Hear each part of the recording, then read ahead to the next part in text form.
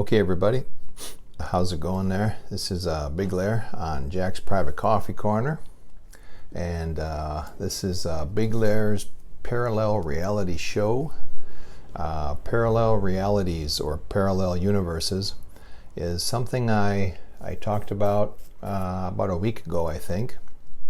It's quite an interesting topic. I've had a few people privately email me about it. And one close relative of mine also emailed me about it, and we had some interesting discussions about parallel realities. And I had no idea this person was experiencing parallel realities similar to what I was experiencing. So that's pretty awesome. I thought, hey, I should do another show here on this, another talk. It's probably a much bigger topic than most people know about, and I would guess a lot of people are experiencing this. Let's see. Got some notes here. Okay. Got lots of post-it notes. Interestingly enough, since I posted my first video on parallel realities, I saw a Joe Rogan podcast. He had this physicist, Sean Carroll, on his show, and they talked about parallel universes. Was quite scientific. I don't know, whenever I listen to these physicists, they start talking about quantum mechanics and the theory of many worlds and blah blah blah. They talk about electrons and their wave function. Do they spin up? Do they spin down?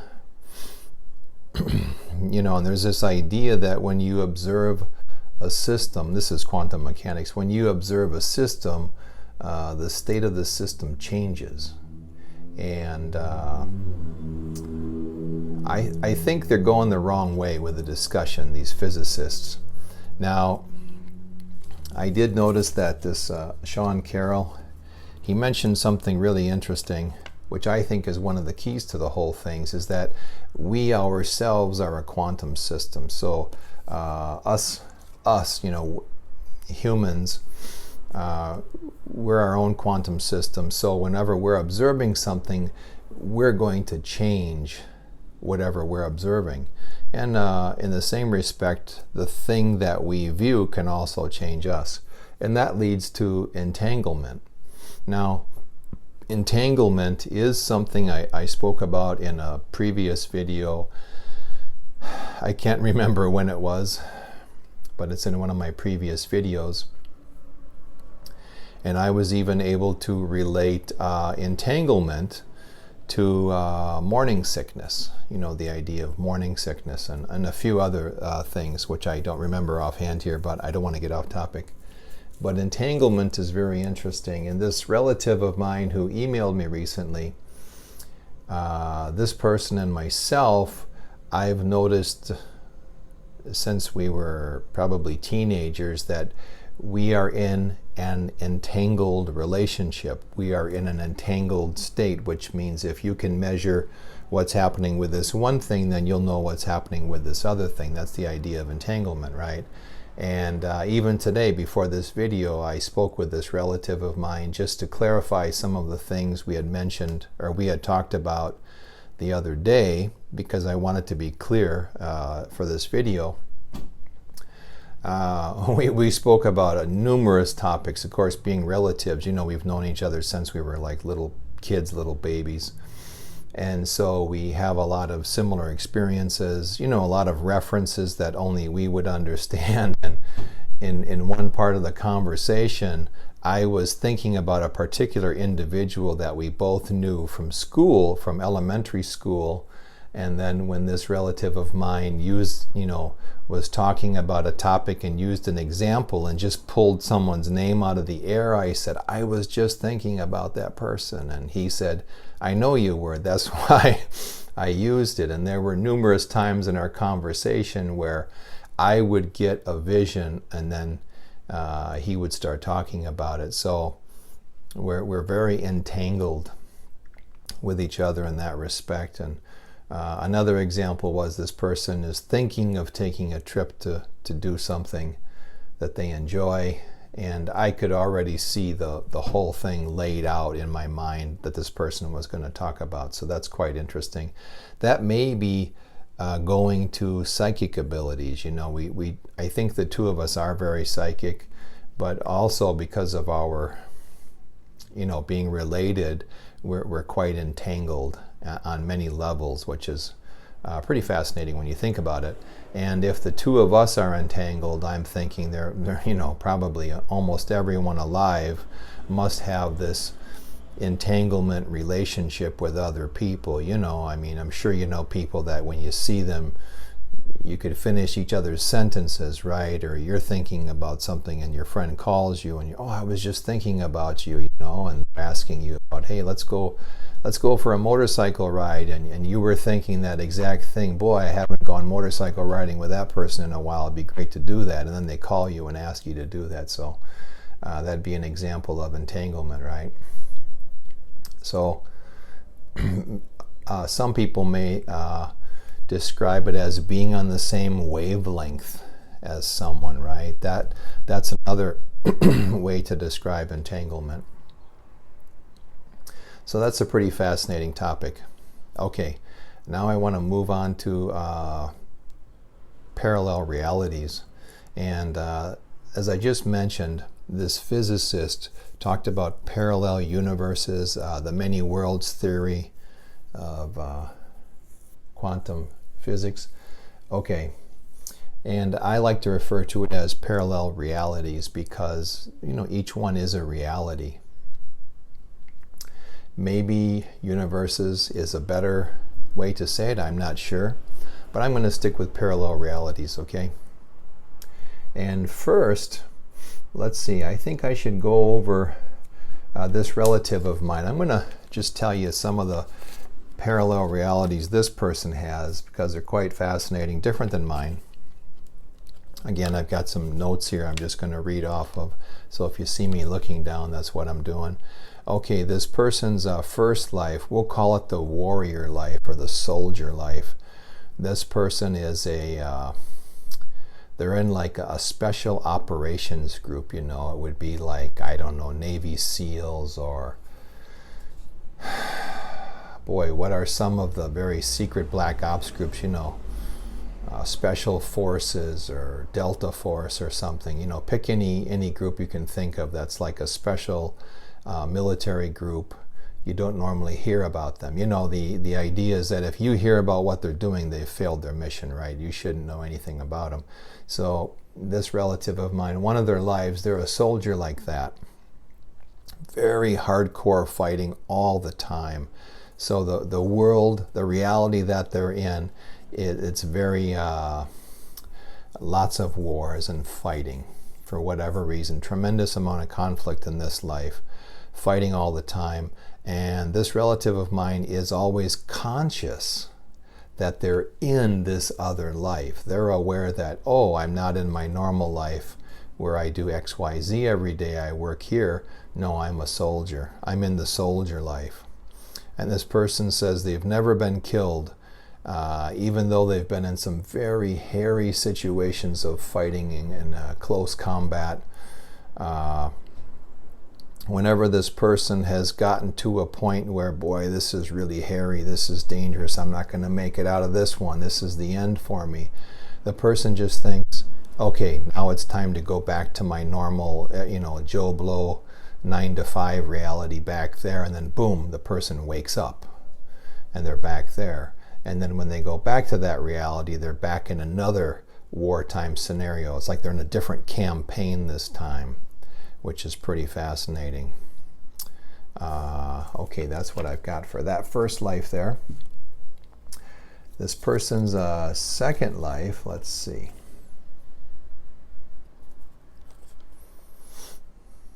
Okay, this person's second life is quite similar to the reality he's in now. Very similar but different. And he thinks he's in the same state. He's in the same, lives in the same state, the same area. He's a fisherman, and he's able to catch this fish, which he described as a hybrid catfish. A small hybrid catfish would be 100 pounds, which is what, about 45 kilograms. And a big one would be 300 pounds. Okay, and he's an expert at catching this fish, and most other people are deathly afraid of this fish, and they do not try and catch it. He said this fish is extremely aggressive, and he is sometimes afraid of this fish. And he says the fish is hunted because of its aggressiveness towards people and other fish and other animals. And he said this fish is so dangerous, it's a river fish, that people no longer swim because of this fish. They're in fear of being attacked and being eaten by this fish. And let's see. And he said, describing the fish, it looks like a rockfish. You know what a rockfish looks like? Kind of an ugly looking thing. If you don't, look it up online, a rockfish. And he says it has the head and the teeth are very reminiscent of one of these super, deep, what do they call it? I can't think of the proper name now. But you know, fish that are down really, really, really deep. You've got some fish with these ugly heads, almost like an angler fish. You know, the fish has got a huge mouth and these big jagged teeth and an ugly face, and it has this little thing that hangs down in front of it, you know, like a light bulb, and it attracts fish and eats them. Similar to that, it has a big ugly head, very nasty looking savage teeth, he said. Yeah, like one of these deep sea fish. The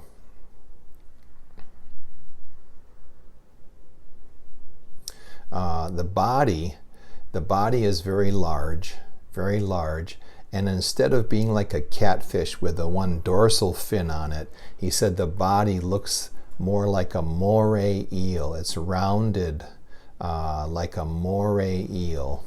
Not that it becomes small as it gets towards the back, to the fin at the very back, but it's just that kind of shape, really big and round, you know. It's just a extremely looking scary fish. Okay, so in that life, he's a fisherman who is able to catch this extremely aggressive, dangerous fish that most people are extremely afraid of. And it's a reality where people no longer can swim in the rivers because of this. So that's quite interesting, huh? And this would be the Mississippi River that this person is near. Okay. Now the third life here, this is very interesting because this is a relative of mine, so I know all the relatives and their relationships. And this third life, he was saying he has a very different relationship with his father. And in this life, I think he has an okay relationship with his father. They don't really argue or anything. There's no aggression whatsoever in this reality. However, in this person's other reality, the relationship with his father is very different. He says there's lots of swearing, lots of arguing that turns into physical fighting, where he says, he basically gets into these shouting matches with his father, and they just stand up and argue, and he ends up fighting physically with his father, and he said he always kicks his father's ass, just beats him. And in that lifetime, this relative of mine is a skilled boxer who is also skilled in other types of fighting, not just boxing. And he says very different from his current life. You know, he's really good at fighting, and for some reason, when he's talking to his father, most conversations end in a swearing, shouting, and then a physical confrontation where he beats the crap out of his dad. And it just goes over and, continues and continues and continues. And he said he has no, in that life, there are no other people that he does that with. So that's very interesting. Okay.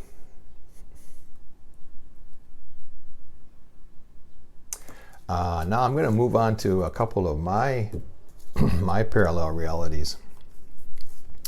I'm going to talk about two of them.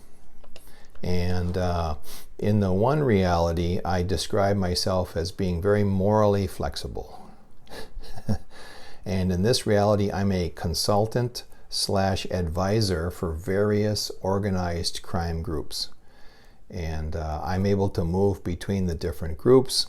They contact me with various challenges and problems, and then I go and meet with these people and I provide solutions for them to take care of whatever problem they have.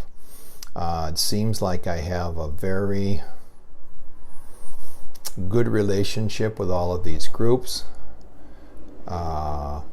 Normally you're not able to move between these groups as like a consultant, is the impression I get, but for whatever reason I'm able to do that. Let's see, I had some other notes here. Oh, on the back, okay. It's really interesting. I think, now that I'm at this age and I can, reflect back upon this life. I should add one more thing. Besides being a consultant slash advisor for various organized crime groups, I also live a Dan Bilzerian type life. I don't know if you know who Dan Bilzerian is. He's this guy. You should probably check him out. Google him, Dan Bilzerian. If you see him on like Instagram or somewhere, he's always got pictures of being, with all these women in bikinis, and he's on a boat, and he's here and there, he's partying. That's the only way I can describe this reality. Parallel reality of mine is I'm this consultant, and then besides doing that, I live this Dan Bilzerian type life, but I'm very low-key. I'm not like Dan Bilzerian where it's in social media and kind of out there for everyone to see. I do think I'm married in that life, not to the same person as my current reality, but I'm very low-key in my extracurricular morally flexible activities. I'm very low-key. No one knows what's going on as far as I know. And I handle things, I guess, as a traditional organized crime figure would. You don't want to be too flashy and let everyone know what you're doing. You keep it under wraps, so to speak. And what's really interesting is that in this life, this reality that I'm in now, I've always loved organized crime. I can remember being a student at my elementary school, and we had a nice library, very nice school, very nice library in my elementary school. And I can remember being like 8 years old, so second grade, and I would check out the books about the mafia, the Italian mafia. I read about all these guys, and I would always tell my friends about it. And of course, most 8-year-old kids are not interested in learning about the Italian mafia. But I was just always reading about those guys, what they did and what their names were and who the connections were and what groups were against what groups. Very interested with it. And then as I got older, life simply put me in positions where I met people in various countries. I've met people in organized crime in 3 different countries. And when I say met them, where I've been able to sit down and talk to them. So I've had some very interesting, positive relationships with people in organized crime. I feel very comfortable talking to people in that world. I've never felt nervous, just very, very comfortable. I find it interesting. I have a lot in common with these people when I talk with them. I don't know what else I can say, but it's very interesting that in this life, in this reality, I should say, I am not an advisor or consultant to organized crime. However, I'm very comfortable with people from that world. And now I'm wondering, is that a carryover from this other reality of mine? It must be. And I will also note that in this life, I am happily married to one woman, and I am not morally flexible in this life. I'm very happy in my situation, so that part did not carry over. But the comfortableness of being around individuals in organized crime has carried over for whatever reason. Okay.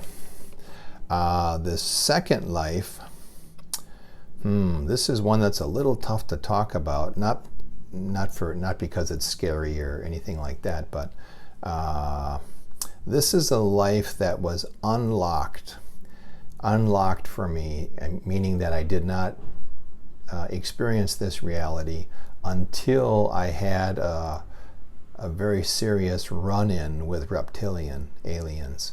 And I had a very serious run-in with them. I came out on top in that encounter, and then a truce was made where we both agreed that it's probably better that we don't mess with each other. We give each other space. I was happy with that. They seemed happy with it, so that's how it was left. And then soon after that, this other reality was opened up to me, and I started going there on a regular basis. And that reality is quite different from this reality. It's like more intense. I don't know how else to describe it. It's very intense. That's the only word I can think of. It has the same most of the same people, same politicians, same type of society, same problems and whatnot. But there is this group of individuals that I can only describe as superheroes. But they're not the superheroes that we think of, not like, Aquaman and Spider-Man and Superman and Captain Marvel. It's not those kind of superheroes. These are individuals that are, boy, the word intense is just one of the only words that seems appropriate to describe these people. And this reality is so different and strange. And I've been very lucky in that I go to this reality, I come back, and I'm able to remember great details about this reality and the people I meet. And the most interesting thing about this reality, and one of the things that makes it tough to talk about in a sense, is that these people, the people that I deal with in this reality, these superheroes, they might appear to be monstrous, scary looking individuals, extremely intense. They're like crime fighters. It often feels like they're slightly, they're like the villain. We might see, if we saw one of these individuals walking around in our reality, you'd think like, oh my God, that's a superhero. That's like a villain. That's like a villain of Superman's or a villain of whoever. They have this look about them that they seem to be a villain. However, they are not villains. They are actually, they try to maintain the balance in this reality, and they fight against a lot of evil. They fight against politicians, various families in that world who are corrupt. Same families that are corrupt in our reality, interestingly enough. And they've actually told me very detailed accounts of some of the families in that reality and what they do. And I've been able to find that, oh my God, we have the same families in this reality, and the names are the same. So I'm wondering, wow, are those families really that evil in this reality also? So anyway, that's part of it. Okay, so it's really hard to describe these individuals, and when they speak, everything rhymes. Okay, when they speak, everything they say rhymes. It's almost like they're so advanced, so developed mentally, that they've chosen to speak in rhymes. And I've been able to see this reality, wake up, get in front of my computer and type out the things that I've heard them say. And it's funny because there are times when I'll get, maybe 80% of the way through what I remember, and then I can't catch the next part, and I'll just have to stop. And then later it will come to me, and then I'll have to jump back down in front of my computer and write this stuff out. I'm actually thinking I've got like a very short book so far written up, and these characters, let's see, Some of the characters, I don't know their names. One character, his name is Dr. Seuss, which is quite interesting, not like the Dr. Seuss that we know. One is Frankenstein. One is called the Master of Ceremonies. Let's see, there's another individual, I don't know his name, but I know the name of his handgun. His handgun, his handgun has a very particular name. What's this other individual? I can't think of, I don't think I know his name either. So far I've met about 6-7 individuals, and when I've been going to their reality, I've been showing up at this, not a party, it has kind of a party atmosphere, but it's an annual gathering that these individuals have. They all get together and they stand up and give a speech about what they've been doing. And like I said, they speak in rhymes. And can you imagine if everything you said had to rhyme? You'd have to pick the exact words, not just rhyming, but there's, the same number of syllables in pairs of sentences, the same kind of rhythm, the same meter, So they are intensely intelligent, in my opinion, to be able to do that and to just pick the perfect word each time.